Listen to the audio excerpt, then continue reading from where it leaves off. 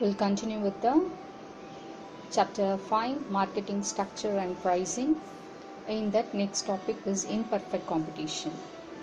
So this imperfect competition was propounded by John Robinson and Edward in the year 1933. So what it is an imperfect competition in the sense, an individual firm will control all the price fixings of a commodity when they are supplying to the customers, when they are manufacturing and supplying to the customers. So the definition of this imperfect competition is that here imperfect competition, there are many sellers are selling the heterogeneous, that means dissimilar goods in the market, and there will be a no substitute, a closer substitute will be there for their product.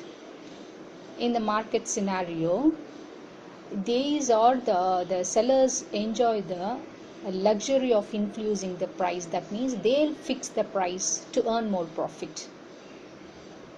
So in this real world, imperfect competition will be there in the market scenario.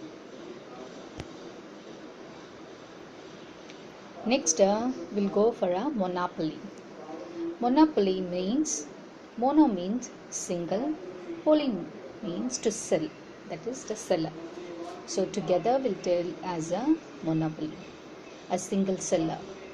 That means only one seller of a commodity will be there. That means, to be defined this, a monopoly is a single seller selling a unique product with the restriction of a new firm to enter in the market. There will be many restriction, a new new launcher to enter into the market.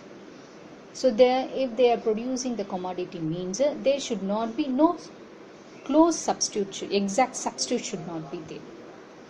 So future of this monopoly is, first one, there should be a single producer or a single seller should be there.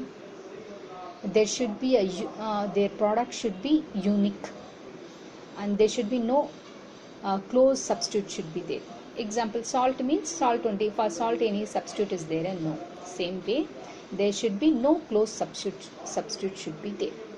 Next one is there is a strict barriers for entry of a new firm. That means there is some strict restriction is there to enter in the market for the newcomers. And this monopolistic are price makers. That means for their product, whatever they are producing, for that product they only will fix the price. Next, fifth one, the monopolist earns a maximum of profit. That means abnormal profit also there is a opportunity in the market to earn the abnormal profit. Next, sources of monopoly power. So according to that, first one, natural monopoly. Natural monopoly means ownership of natural material. That means gold mines. If they single individual having a gold mines, coal mines or a nickel, so that will natural. Next is a state monopoly, means a single supplier of some special services. That means in India, railways is owned by the government of India. So that is there. Next, legal monopoly. Legal monopoly means patent right. That the company is having the own patent right of their own company. For example, Amul in the slogan you can say the taste of India. That slogan is belong to Amul only. Then LG, life's good. All the electronic product you can see there, LG. That symbol of LG is belong to that company. So that legal monopoly is there. So next we'll go for the price output determined under the monopoly. Here it can be described using the diagram. Under this monopoly, AR falls. You can see the diagram. AR falls downward curve if you produce a more output or you sell the more output. That time MR is below. You can see MR, that green color line, that green color curve is called as a MR. That is below the MC curve. So when the MR is keep on decreasing down slope, that time only that MC curve will go upward curve. So here it can be explained for in the diagram till he sells a 3 unit. You can see in the 3 quantity in the x-axis you can see the 3 unit quantity. MR is greater than a MC, and when he exceeds output level, means he can continue to produce a more product, means that MR is less than MC. MR means what? Marginal revenue. MC means marginal cost. So here the monopoly of firm will be equilibrium at the output where MR is equal to MC. MR is equal to MC where the T point there, both the green color curve and red color curve meets there, no? That is there. So to be checked this one, for example, at the equilibrium point of a 3 is there, no? That is the average revenue. He can earn up to the 23. Can earn up to the 23. But his expenses up to the 12 only. So if you minus, can see if you do the calculation of using this one, the formula will be the total profit is equal to average revenue minus average cost into total output. So if you minus 23 minus 12.67 into 3 means you can get the answer. So check up this. This is a formula used to check the imperfect competition. That means they can earn more extra profit of 10.33. Next we'll go for the price discrimination under monopoly. Type of price discrimination. In that you can see first one is a personal. Personal in the sense the different prices are charged for the different individual. Example, in the railways you can say when they are going traveling means for senior citizen there will be a ticket charges will be less than when compared to other passengers. The concession will be given, concession rate of a ticket rate will be, concession will be given for the senior citizens. That is called as a personal. Next geographical means that means if they are producing the product and selling in the market, if they sell that same product in their own country means that price will be, the product price will be more. Same product is selling in the outside their country means the product price will be less. We can give a better example, China electronic product, if we go and buy in the China means the same that electronic product, we can think it as a cell phone means same cell phone in the China, if you go and buy means you have to pay more money. The price of that product is more. Same electronic product of the cell phone you will buy in India means you will get a lesser price for the same product. Why this is means they wanted to capture the market, the wider market. India is a wider market because of a more population. The customers are there, buyers are more there. So they wanted to capture and attract. So that's why they will do these techniques. Next, on the basis of uses. On the basis of uses means you can give a better example for the electric board charging the electricity bill for the domestic use, for the farmers, if they are doing anything in their land means the electric charge will be less when compared to when they are using in the industry.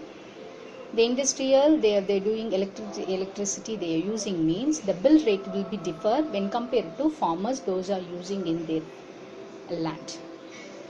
Next is a degree of a price discrimination. So in that first one is the first degree of a price discrimination. First degree of price discrimination in the sense when you see the product, any product means you will think that so if that product rate is 100 rupees, it's already fixed. You did not see the price rate of that product. So seeing that product only, you will think that oh, this is so good, I think it may be 1000 rupees, you will think. But the original rate is very less. So if that is a case means already the seller who's the owner of that product already fixed the price for that. In that case, buyer is willing to pay more. In that case, the consumer surplus is banished by. So here it is a perfect price discrimination is described in the perfect competition. So perfect discrimination of a monopoly is done.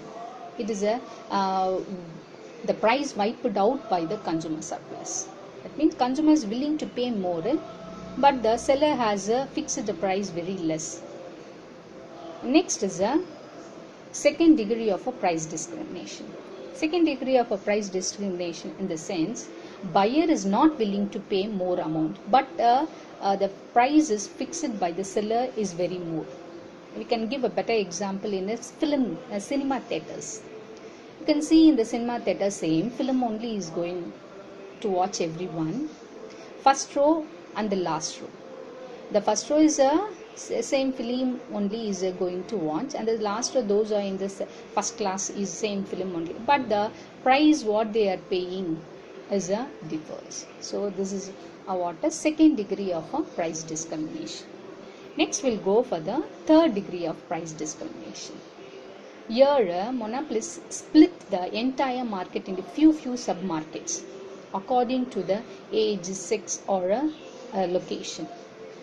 Example we can give already we said the railway charges lower ticket concession for the senior citizen. In the same way, students when they're going for a museum, when they're going for an exhibition means the ticket concession will be there. So that is the third degree of a price discrimination. Next is a dumping. Dumping in the sense, as I said before, only geographical discrimination. No?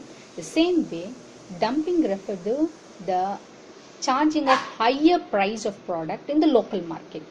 If if China is producing the electronic goods means, if they sell that product in China means they will sell it for the more price, higher price in their own country.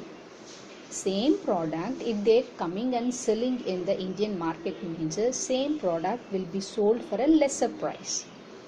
So this is what as a dumping. So because why they are following this means they want to expand their business, or otherwise they want to capture the mass buyers. India is because of mass population, more country, the buyers are more, so they wanted to attract the Indian market, Indian customers, so they are telling. So India's electronic market is flooded with the China's product. So one more thing we want to say that if the China product is selling in India, if we are buying the same product, China's product means the price, the national income of that will go to China only, not for India. So better we can buy China, not to buy the China product, better to buy the Indian electronic market. So this is what about the imperfect competition of monopoly. Thank you.